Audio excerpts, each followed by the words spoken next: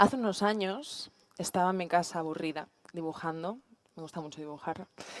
Y me acordé de una historia que me había pasado hacía unas semanas, unos meses. Y pensé, voy a hacer esta historia, voy a plasmarla. Hice las secuencias, las pasé al ordenador, en un programa de edición, le puse mi voz y de golpe saqué un vídeo. Y cuando tenía este vídeo, se lo enseñé a mis amigos y les hizo muchísima gracia y me dijeron, tía, súbelo a redes, que esto es guay, ¿no? Y lo subí. Y me quedé en shock. Me quedé en shock. En cuestión de minutos, miles de personas habían visto mi vídeo. No solo lo habían visto, sino que lo estaban compartiendo, lo estaban comentando, me estaban felicitando, me estaban siguiendo en todas mis redes sociales.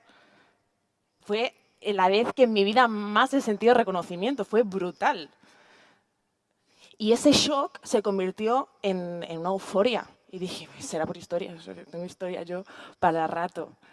Así que dije, venga, me voy a poner a ello. Entonces me puse a subir un vídeo a la semana, todos del mismo rollo, de denuncia social, con un toque mío de comedia, mi toque de humor, y aquello seguía creciendo, creciendo, creciendo. De golpe me vi que estaba en mi casa subiendo vídeos que superaban el 500.000 de visualizaciones. Para que os hagáis una idea, en Twitter pasé de tener 100 seguidores a tener 26.000 en pocas semanas. Me empezó a seguir Pablo Iglesias, Íñigo Errejón, me felicitaba Julieta Venegas. Los medios de comunicación me llamaban todas las semanas para hacerme entrevistas, para ofrecerme colaboraciones. Fue un éxito. Oh, eso parecía, ¿no? A raíz de tener tanta exposición, había gente que me escribía todos los días. Yo recibía mensajes todos los días. Recibía mensajes como, Anabel, eres una referente, es que me voy a casar contigo. Recibía mensajes como, te odio, feminazi de mierda. Mensajes como, Anabel, gracias a tus vídeos, se lo he enseñado a mi familia y he podido hablar de una situación que me pasó y que no sabía cómo explicar, muchas gracias. Asquerosa, ojalá mueras entre terribles sufrimientos. O, Anabel, el novio de mi mejor amiga, abusó de mí sexualmente. Se lo he explicado a mi entorno y mis amigos y no solo no me creen, sino que además todo el mundo me está culpabilizando. ¿Qué hago? Intenso, ¿no? Claro, yo no sé si conocéis aquí cómo funciona el tema de crear contenido para redes y redes. Yo no, la verdad es que no sabía mucho, me metí porque me metí. Pero os lo voy a explicar a mi manera, ¿vale? Para mí, en las redes hay dos dioses. El primero son tus seguidores, ¿no?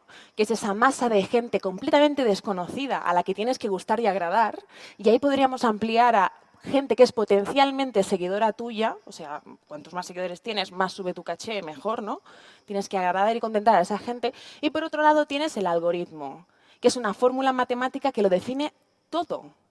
Porque en este océano de contenido que son las redes sociales hoy en día, donde no solo estamos miles de creadores subiendo cada uno sus movidas, sino que hay canales, plataformas, muchos medios, con equipos de personas dedicándose a crear contenido y revisar redes, ¿cómo hacemos para que prioricemos nuestros vídeos?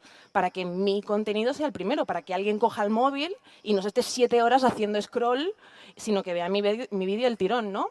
Pues esto funciona, tiene muchas cosas que interceptan entre medio, ¿no? Pero hay dos cosas principales. Una es generar mucho contenido, producir muchísimo. ¿Por qué? Porque a la plataforma lo que le interesa es tener el máximo de horas posibles atrapada a la gente en sus redes, ya sea cualquiera de las plataformas que conocemos. Por lo tanto, hay que producir mucho. Y por otro lado, hay que dar respuesta a esas interacciones. ¿Qué significa? Que si un vídeo mío tenía 20 comentarios y 100 mensajes privados, yo tenía que responder esos 20 comentarios y 100 mensajes privados, o lo que fuera. Y las respuestas de esas respuestas, obviamente, ¿no? Nos hacemos una idea de la cantidad de tiempo que implica subir un vídeo a la semana de animación y dar respuesta a toda esa interacción. Muchísimo tiempo requiere, pero muchísimo. Y todo esto, claro, yo lo tenía que compatibilizar con la vida de la Anabel de antes. Porque ya ahora viene el momento, ¿no?, en el que rompo ese sueño de toda una generación de adolescentes ahora mismo que se piensan que subiendo vídeos y teniendo seguidores uno se hace rico de la noche a la mañana. No, no señores, no va así. Claro, yo tenía que compatibilizarlo con mi vida de antes. ¿Y quién era esa Anabel de antes, no? Bueno, pues esa Anabel Trabajaba en el ámbito social, trabajaba con familias vulnerables, con personas, niños y jóvenes en situaciones muy, muy, muy complicadas. Y cuantas más familias atendía, más de cerca conocía lo que es la desigualdad social y menos entendía de qué puñetera sirve todas estas discusiones y luchas de egos que hay en redes, sobre todo entre políticos. Más rabia sentía. Esa Anabel tenía en su casa unas humedades gigantes y por más que quería que me escuchara y reclamaba a la agencia y al casero, menos me escuchaban, más verdes se ponían las paredes y más bichos salían de ella. Y esa Anabel, después de mucha burocracia con servicios sociales, por fin consiguió dar acceso a su abuela al banco de alimentos, pero no consiguió que su tío, que es quien vive con ella, fuera por los alimentos. ¿Sabéis lo que es la sensación de desespero? Vivir con ansiedad constante, todo el rato. O estar cansado, vivir en cansancio constante también porque tienes insomnio desde hace semanas o desde hace meses. ¿Sabéis lo que es echar mano del alcohol para sobrellevar cosas del día a día? O incluso plantearte y planificar cómo acabar con tu vida para que acabe ese sufrimiento. No sé si alguien de aquí ha vivido algo parecido, yo sí.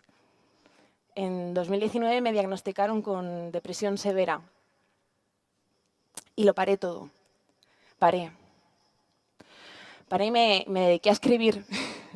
Me dediqué a escribir y no me dediqué a escribir a un algoritmo que me presionara o me dijera cuándo tenía que producir o no. No me dediqué a escribir tampoco a un número de likes que me aprobaran o no desaprobaran, ni a una lista de comentarios que me idolatraran o me odiaran y me insultaran, no. Escribí un libro por mí y para mí. Y en el camino de esa escritura, que fue muy bonita, me reencontré con muchas partes de mí y entre ellas me reencontré con una Anabel adolescente que hacía 10 años, intentando gustar y tener la aprobación de quienes la rechazaban, se obsesionó. Y no se obsesionó con likes ni followers, se obsesionó con kilos y calorías. Me senté con esa Anabel que creyó en un sistema que le hizo creer que trabajando duro, mental y físicamente, conseguiría llegar a ese imaginario social, encajar en esos cánones, llegar a una felicidad. Y esa felicidad no llegó. Lo que pasó es que me enfermé. ¿Y sabéis qué es lo peor de todo? Que cuando pienso en esto, creo que todo este tema de las obsesiones, ya sea la obsesión por la fama, por los seguidores, por el peso, por la imagen, por el trabajo, por el éxito, existen porque necesitamos encubrir nuestro dolor. Y ese dolor en muchas personas tiene un factor común y tiene un nombre, y ese nombre es desigualdad social. Se llama jugar en este juego con desventaja. Y encima nos aferramos a una idea impuesta socialmente de que esto cambiará, a unos ideales, a unos imaginarios que nos quieren vender. Y por el camino nos vamos esclavizando y deshumanizando. Y de ahí podemos empezar a entender por qué existe una correlación entre el número de suicidios y la tasa de desigualdad social de un país. Así que, habiéndome visto al límite un par de veces y viendo que iba a seguir en este juego, la verdad, dije, bueno, pues al menos voy a poner yo alguna norma, ¿no? ¿Qué es para mí importante? ¿Qué es para mí prioritario? Por encima de tener una casa, que no me la van a quitar, tener un espacio para mí, por encima de tener una relación de pareja sana, por encima de tener un trabajo donde me sienta respetada, donde me paguen bien, ¿no? Y me sienta a gusto. ¿Qué es importante para mí?